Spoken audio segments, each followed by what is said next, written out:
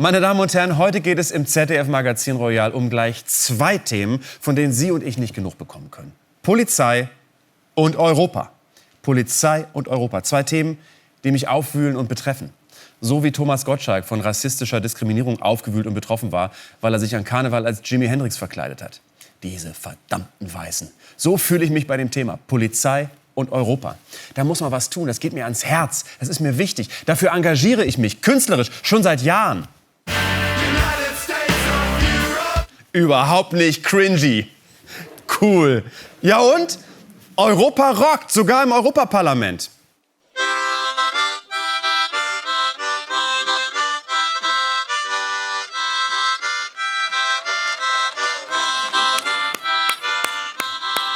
Der slowenische Bob Dylan hat guten Grund, Beethoven einen zu blasen. Denn er glaubt, wie ich, ganz fest daran, dass Europa, dieser winzig kleine Blinddarm Asiens, nicht nur ein eigener, richtiger Kontinent ist, sondern eigentlich für viel mehr steht. Friede, Freude, Götterfunken, Elysium, Zivilisation, große Ideen für Menschlichkeit. Sonst hätte Ursula von der Leyen doch niemals ihren Traumjob aufgegeben als Sonderpädagogin beim bewaffneten Fähnlein Fieselschweif. Nein, sie kümmert sich jetzt um was besser riecht. Europa. Als Präsidentin der Europäischen Kommission geht es ihr jetzt um Ideale, ums große Ganze, um Europa. Nicht wahr, Madame la Présidente? We are convinced that each human being has a solemn dignity that can never be touched, independent where this individual does come from.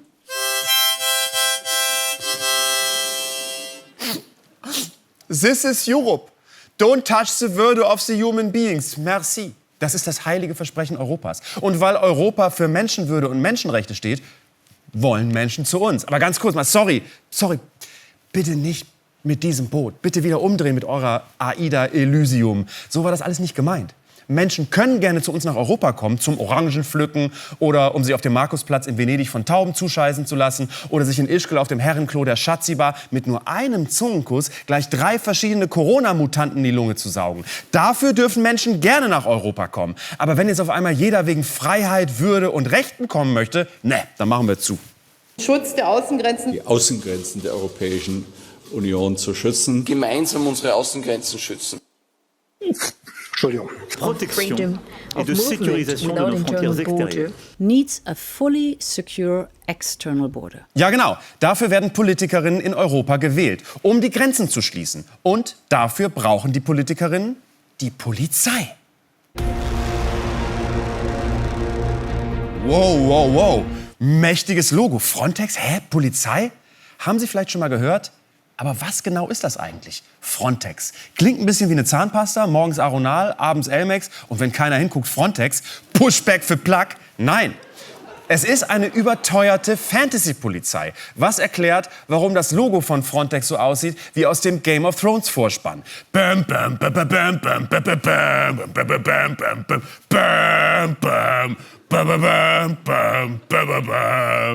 Frontex.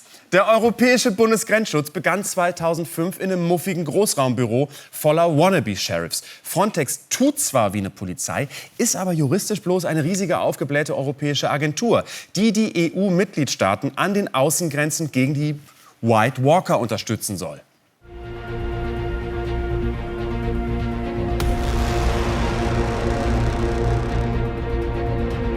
Frontex is Europe's border and coast guard agency, helping to manage migration flows and respond to cross-border crime.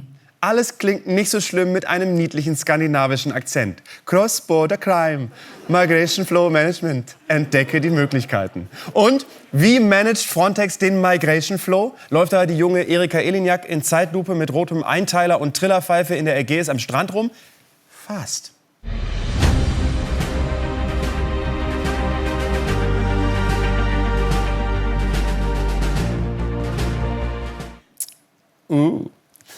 Ich weiß, was Sie jetzt denken. Und ich denke dasselbe. Michaels feste, aber einfühlsame Hände fühlen sich bestimmt ganz toll an. Mit einem naturbelassenen Ayurveda-Öl. Treffen immer genau die richtigen Stellen in Schulter und Nacken. Und am nächsten Morgen zaubert er uns zum Frühstück eine herrliche Acai-Bowl mit Granatapfel und Dattelsirup. Aber wenn Michael dann nach einem unvergesslichen Wochenende seine Uniform wieder anzieht, was macht er dann eigentlich beruflich? Was macht Frontex an unseren Grenzen? When a country faces a sudden and exceptional influx of illegal immigration, they can call on Frontex for extra technical and operational assistance for a limited period. This comes in the form of RAPIDs, Rapid Border Intervention Teams that are made up of border guards from other EU countries. Hä? Zeichnet Ralf Rute jetzt für Frontex? Cool! Das ist doch süß!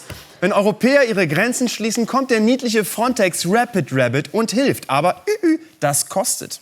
Die europäische Grenzwache Frontex wird massiv aufgestockt.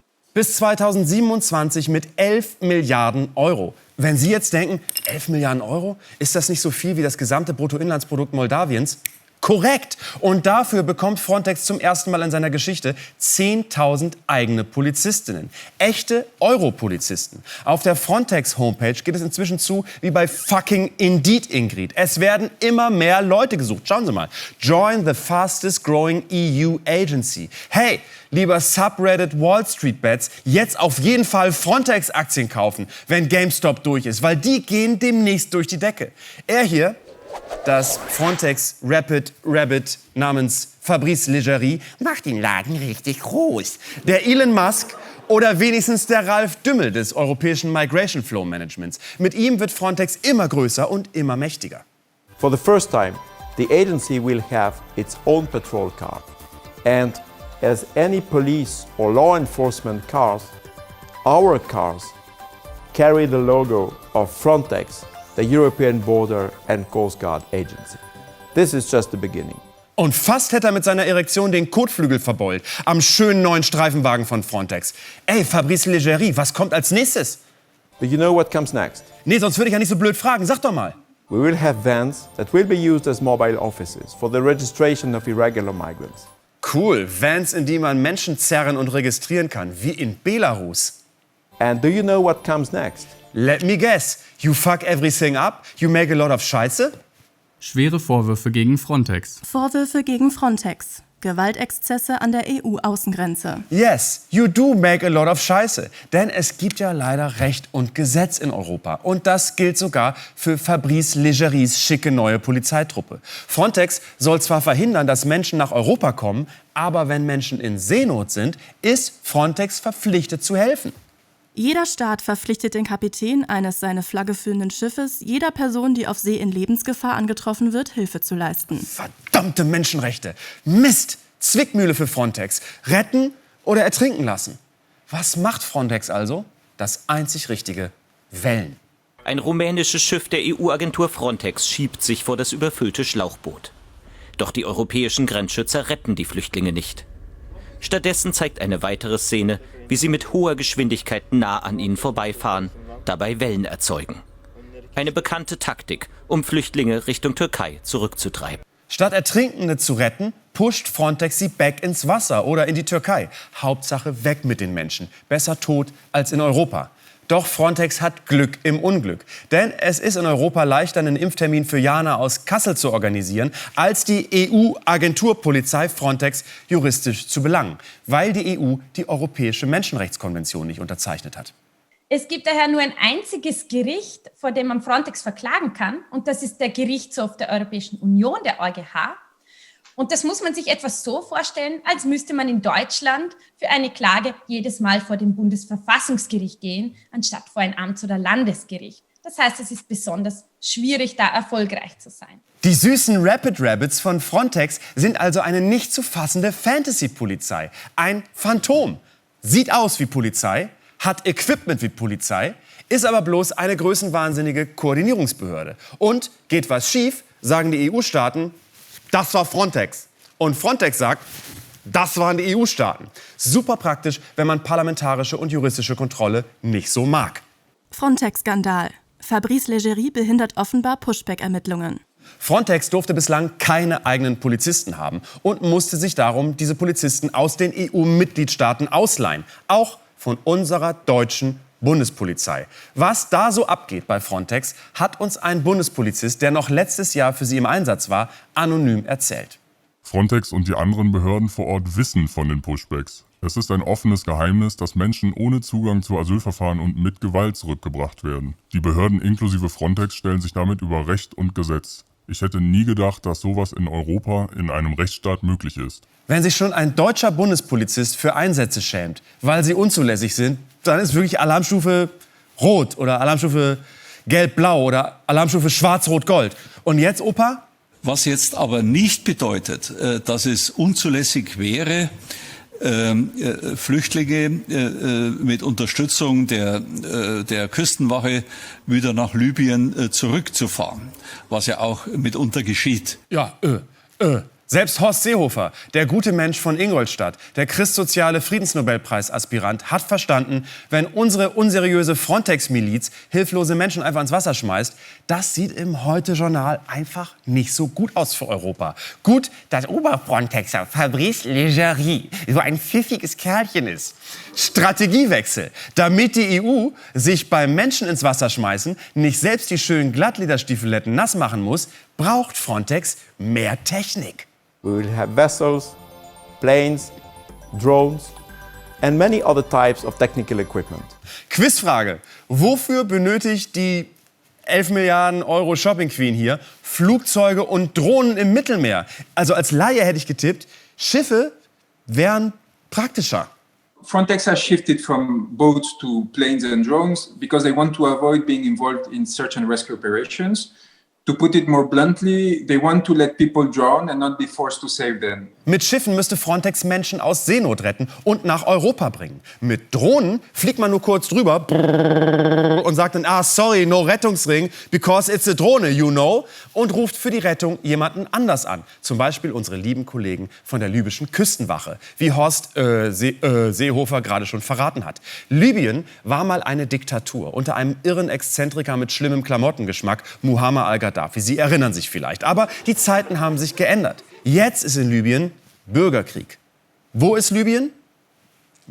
Fast richtig, das ist Wangerooge. Ägypten, Tunesien. Da ist Libyen. Und ganz kurz, wo kommt bei Libyen das Y hin? Libyen. Es ist letztlich egal, solange sie sich um unsere Probleme kümmern. Denn europäisches Migration Flow Management bedeutet Human Rights Outsourcing. Die EU und Frontex sind nach Libyen gefahren und haben den erstbesten Bürgerkriegern Speedboote spendiert. Und einfach mal gesagt, you get a speedboat, you get a speedboat, you get a speedboat. Everybody gets a speedboat. And now you are a Küstenwache. So the Libyan Coast Guards, or what we call Libyan Coast Guards, is just a bench of war criminals, people who have been committing and commit crimes against humanity that the European Union finances to act as such in order to limit the migration flows. Wer hätte das für möglich gehalten, dass Frontex, unsere ein bisschen außerhalb von Recht und Gesetz stehende europäische Grenzmiliz, ausgerechnet mit einer außerhalb von Recht und Gesetz stehenden Miliz zusammenarbeitet? Also ich nicht.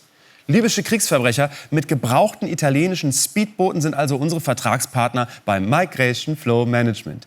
Blöd nur, dass die immer so schlecht zu erreichen sind. Libyen soll für die EU Menschen im Mittelmeer retten. Doch die Küstenwache geht nicht ans Telefon. Und warum gehen die Libyer nicht ans Telefon? Weil sie auch keine Menschen retten wollen und sowieso mit was ganz anderem beschäftigt sind. In Libyen werden immer mehr Migranten gefoltert und vergewaltigt. Meine Damen und Herren, ich weiß, wir Deutschen interessieren uns eigentlich nicht mehr so sehr dafür, was in nordafrikanischen Ländern passiert, wenn kein kultiger Panzergeneral für unseren Endsieg da durchrollt. Denn uns geht es inzwischen um Menschenwürde, also unsere Menschenwürde. Aber schauen Sie mal, das sind interne, bislang unveröffentlichte Dokumente des Europäischen Auswärtigen Dienstes. Die zeigen, die Hälfte aller Menschen, die im Mittelmeer aufgegriffen wurden, sind in Libyen verschwunden, mit Hilfe der EU.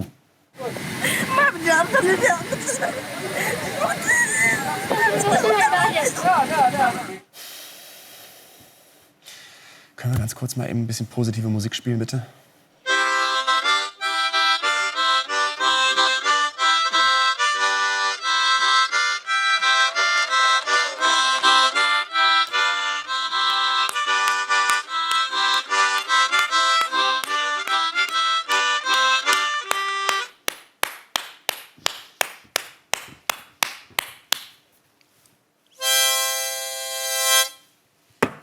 Frontex ist die fastest growing agency Europas. Und natürlich brauchen unsere 10.000 neuen Frontex-Polizisten irgendwas, womit sie an der Grenze auf Frauen und Kinder ballern können. Also zur Selbstverteidigung, als Notwehr.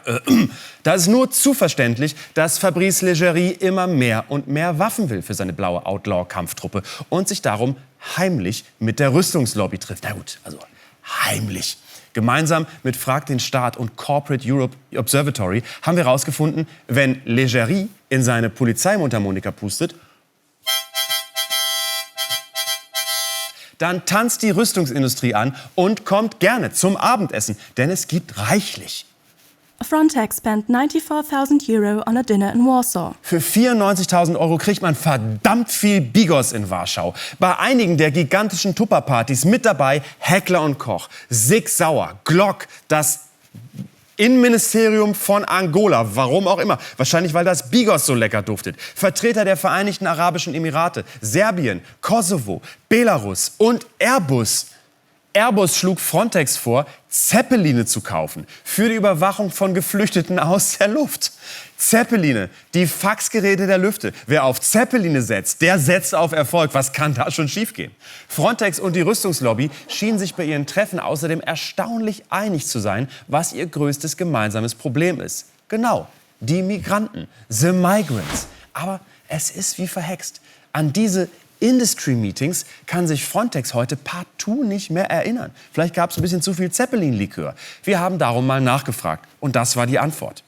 Frontex trifft sich nicht mit Lobbyisten. Eigentlich hatte Frontex dem EU-Parlament versprochen, bis Anfang dieses Jahres verraten wir euch, mit wem wir uns getroffen haben. Hat Frontex das bislang gemacht? Nein. But you know what comes next? Nein, Fabrice Leggeri. Aber do you know what comes next? I show you. Hier.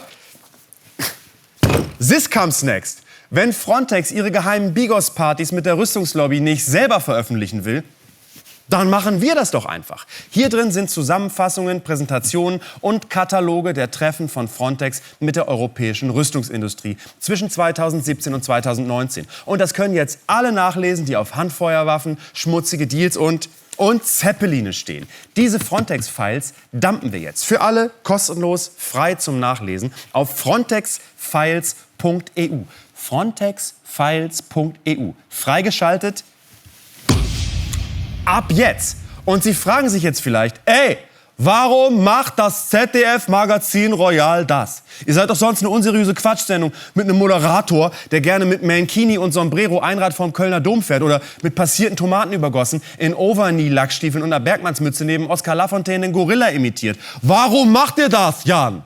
Ich sag's Ihnen, weil uns Europa und Polizei einfach am Herzen liegen. Europa und Polizei. Und weil mir persönlich eines wichtig ist. Die Menschenwürde. Die Menschenwürde.